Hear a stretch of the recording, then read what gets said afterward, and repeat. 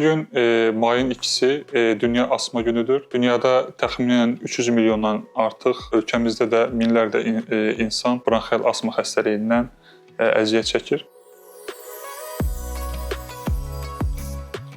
Bu xəstəlik daha çox gecələr səhərə yaxın öskürək, xırıltılı tənəffüs, təngi nəfəslik, döş qəfəsində sıxılma şikayətləri ilə özünü büruzə verən, müxtəlif tetikləyici faktorların da önəmi olan xroniki tənəffüs yolu xəstəliyidir. Bu xəstəliyin diaqnozunun qoyulmasında xəstənin hekayəsi, anamnezi və bununla yanaşı bəzi tənəffüs funksiyon testlərinin ölçülməsi xəstəliyin diaqnozunda və təqibində çox önəmli rol oynayır. Bronxial asma xəstəliyinin kəskinləşmələrinin önlənməsi üçün mütləq xəstəlik kontrol altında tutulması lazımdır. Bunun üçün də xəstələr mütləq şəkildə müalicəyə davam etməli, simptomların kontrol altında qalması üçün dərmanlar dayandırılmamalıdır və həkim nəzarəti altında qalmalıdırlar.